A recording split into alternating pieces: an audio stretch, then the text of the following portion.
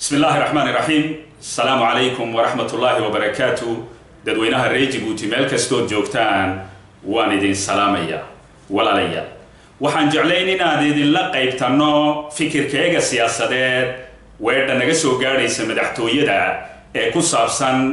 wada hadalka walaalaya waxaan horta isxasuusinaynaa 1994 Ismaaciil Cumar Geelle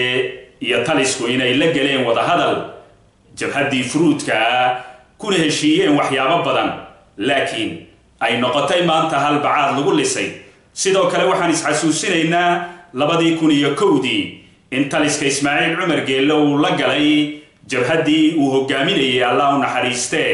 Ahmed Diini Ahmed maantana ay tahay heshiiskiis hal bacaad lagu lisay sidoo kale 2014 waxaan ogeyn Ismaaciil Cumar Geelle inuu heshiis la galay wada hadal daladii ESN ahayd maantana ay tahay heshiiskii hal bacaad lagu lisay marka fikirkayga iyo waxaan aaminsanahay annagoo cabirayna ayaa waxaan u arkaynaa wada hadalkaas ama oraahda ka soo yeedhaysa madaxtooyada alf leyl waleyl maaweelo ayaanu arkaynaa dalkeenu maanta waxa uu u baahan yahay wada hadal dhaba wada hadal runa wada hadal daacada waxa kowka wada hadalkaas dhabta ee daacada ee runta in Ismaaciil Cumar Geelle uu ballan qaado inuu talada uu ka degayo waayo inta uu talada joogo inta uu ku dhagan yahay inta uunan ogolayn saxaafad madax bannaan inta uunan ogolayn ahzaab madax bannaan inta uunan ogolayn ummadda reer Djibouti inay dooran karaan cidda ay rabaan oo doorashooyin xalaal inay ka dhacaan dalkeena inta uunan rabin haba yaraatee wax isbedel oo dalkeena ka suura galay ma jirto markaas waxaan jeclayn inaan ummadda reer Djibouti fikirkayga siyaasadeed la qaybtano fariina aan u dirno Ismaaciil Cumar Geelle iyo taliskiisa Ismaaciil Cumar Geelle waxaan leenahay haddii ay dhab ka tahay rabitaankaagu haddii ay run ka tahay rabitaankaagu waa inaad si cad u sheegtaa inaad diyaar tahay inaad ka tagtid talada soona qabanqaabishid doorashooyin xora oo xalaala ummadda reer Djiboutina ay u tartanto cidda ay doonaysina ay rabto laakiin haddii aad maagan tahay maaweelo haddii aad leedahay alf leyl waleyl waxaan leenahay waad la weydaytaa waxaan ognahay inaad isku diyaarinaysid maandaashanaad waxaan ognahay 2021 inaad mar shanaad aad ku noqotid taas waxay tilmaamaysaa ay wax ka sheegaysaa inaad tahay nin xukunka jecel inaad rabtidna inaad adigoo xukunka haysa uu wadku kuugu yimaado ama ku dul gabowdid baad rabtaa haba yaraatee waxaan isleenahay wax la jeclaa ama wanaaga uu dalka iyo dadka uu ka qabi ma jirto kolley dadka kula jooga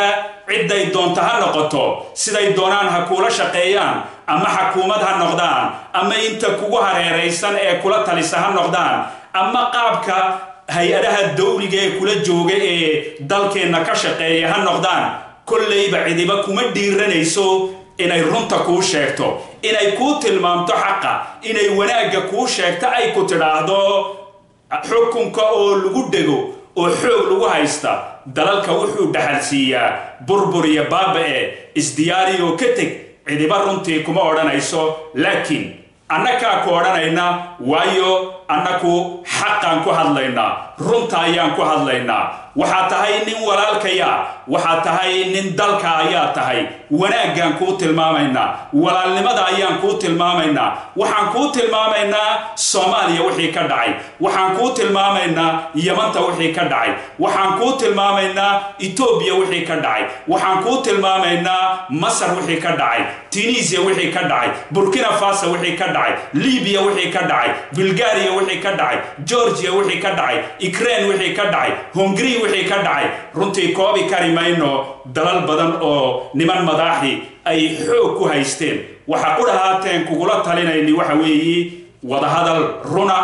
dhaba oo shardiga u horeeyo uu yahay inaad adigu talada ka degtid doorashooyin xora oo xalaalana la soo qaban qaabiyo ummadda reer Djibouti oo dhan ay isla ogoshahay si loo gaadho isbeddel dhaba isbeddelkaasoo damaanad qaadaya axsaabtu inay madax bannaanaadaan xorna ay u noqdaan howlahooga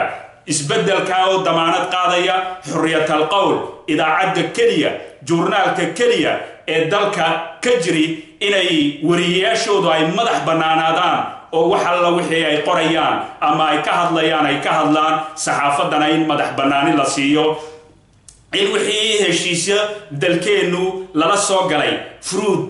tii 1994 tii Axmed Diini iyo tii USNtaba lala soo galay la hirgeliyo insha Allah taala waa waxa aan aaminsanahay waa fikirka aan cabirayno talatee ugu fiican baa leedo talagu jabo haddii wada hadalkaasi sida aan u arkayno waxa uu yahay alf layl walayl ma weela ayuu yahay wada hadal haddii uu dhacayo wada hadalkaasi waa inuu gogasho u xaadho in Ismaaciil Cumar Geelle uu talada ka dego waayo ummadda reer Djibouti lagama waayayo wiil ama gabadh dalkeena hogaamin kara insha Allah taala waxaan ummadda reer Djiboutina hadday dibadda joogaan iyo hadday dalka joogaanba u rajaynaynaa wanaag iyo isbeddel ku salaysan nabad ku salaysan midnimo qaran insha Allah taala ummadda reer Djiboutina waxaan ugu yeedhaynaa kuwa isaga la jooga iyo kuwa ka soo horjeedaba in dalkeena la badbaadiyo waxa qurahaatee badbaadin karina